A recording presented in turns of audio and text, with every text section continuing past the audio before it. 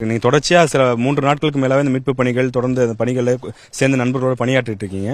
இப்ப சமூக வலைதளங்கள் உங்களுக்கு ரொம்ப ஆதரவு, ரொம்ப உங்களை பாராட்டி இது பண்றாங்க.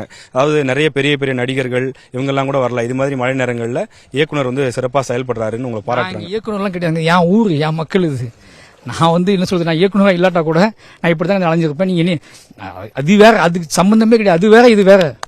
முழுக்க முழுக்க நான் என்னது என் ஊர் என் மக்கள். நான் அதுக்கு இது இயக்குனர். எனக்கு இப்ப ஸ்கிரிப்ட் அந்த வேலைலாம் மறந்து போச்சு. எனக்கு அவங்க சொன்னாதான் ஞாபகத்துக்கு வரணும். எனக்கு திருப்பி நான் சென்னைக்கு போனதான் இயக்குனர். இங்க நான் வந்தேன், இந்த ஊர்ல ஒருத்தன் தான் நான்.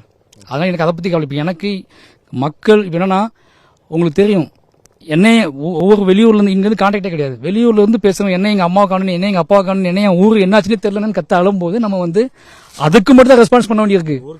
ஆமா, ஏன்னா எல்லாருக்கும் எனக்கு இனி தெரிஞ்சிருக்கு, எல்லாருக்கும் என் நம்பர் இருக்குங்கிறது மட்டும் தான் என்னோட ஒரே பலம். எல்லாரும் மாறியன்னு சொல்லுவோம் அப்படின்னு சொல்லிட்டு நினைக்கிறான்ல, அதுக்கு நான் ஏதாவது செய்யணும்ல.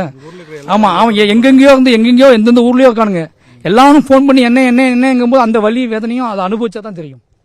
இங்கிருந்து வெட்டையில நின்று பேசுறதுக்கும் தண்ணிக்குள்ள நின்று தத்தளிக்கிறதுக்கும் வித்தியாசம் இருக்கு. அவன் அங்கிருந்து கத்துறான், கதறான், எப்படியாவது போனேன், எங்கேயாவது போனேன்னு சொல்றான். அதுக்குதான் வேலை நடந்துட்டு. அமைச்சர் உதயநிதி அவர்களோட நீங்க முதல் நாள் அந்த களத்துல நின்று எந்தெந்த இடங்கள் பாதிக்கப்பட்டிருக்குன்னு நீங்க காட்டக்கூடிய அந்த புகைப்படங்கள்லாம் வருது. அதை பாசிட்டிவாகவும் சொல்றாங்க. சில பேர் என்ன சொல்றாங்கன்னா, ஏன் அமைச்சர் ஒரு திரைப்பட இயக்குனர் கூட்டிட்டு போறாரு, எவ்வளவோ அதிகாரிகள் இருக்காங்க, வருவாய்த்துறை சேர்ந்தவங்க எல்லாம் இருக்காங்க.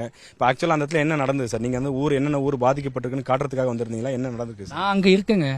அவர்கிட்ட நான் போன் பண்ணி இங்க வாங்க சார்னு சொன்னா, என் போனை கேட்ட உடனே, என் கதறல கேட்ட உடனே அவர் கிளம்பி வந்துட்டார். அது என் ஊரு, என் மண்ணு, என் நிலம். அது நான் அந்த இடத்துல நின்றுகிட்டு இருக்கேன் காலையில இருந்து. ஓகேங்களா? அங்க இவ்வளவு பெரிய டிசாஸ்டர் நடந்திருக்கு அப்படிங்கறத அவங்களுக்கு புரிய வைக்கணும் அப்படிங்கிறதுக்காக அவர் சேலத்துல இருந்தாரு. நான் போன் பண்ணி, சார் உடனே கிளம்பி வாங்க, ரொம்ப மோசமா இருக்கு சொன்னேன். அவர் திருநெல்வேலியை பார்வையிட்டு இருந்தாரு. கிளம்பி என் ஊருக்கு வாங்க சார் அப்படின்னு சொன்னேன். கிளம்பி நான் கதறன கேட்டு கிளம்பி உடனே வந்தாரு. அவ்வளவு விஷயத்தையும் விளக்கி சொன்னேன். இது உள்ள போறதுங்கிறது பெரிய விஷயம் சார். நம்ம நினைக்கிற மாதிரி நிலம் கிடையாது. இது முழுக்க முழுக்க நீரால சூழப்பட்ட ஒரு பகுதி. நீரை நம்பிதான் மக்களே வாழ்றாங்க. இங்க நீருங்கிறது பயம் கிடையாது. நீருங்கிறது அவங்களுக்கு பிடிச்ச விஷயம். ஆனா இவ்வளவு நீர் வருமோ எதிர்பார்க்கவே இல்லை. ஓகேங்களா? அவங்க மழை பெய்யுது வானத்தை பார்த்து தான் காத்துட்டு இருந்தாங்க. அவங்களுக்கு அதை என்னென்ன மாதிரி ஊர்கள் இருக்கு, எப்படி இதை பண்றது அப்படிங்கிற விஷயத்த ஃபுல்லா அவங்களுக்கு சொல்லி, இன்னும் சொல்ல போனா அவர் வந்ததுக்கு அப்புறம் நிறைய எங்களுக்கு ஓப்பன் ஆச்சு. ஆமா, அது வரைக்கும் ரொம்ப கஷ்டத்துல வந்தாங்க. ஏன்னா யார்கிட்ட சொல்றதுன்னு தெரியாம வந்தோம். அவர் வந்த உடனே ஒரு பவர் கிடைச்சி, அது நைட்டு உடனே வேலை நடந்துச்சு. நிறைய பேர் காப்பாற்றப்பட்டிருக்கோம். அந்த வகையில் எங்களுக்கு எப்பவுமே சந்தோஷம் தான்.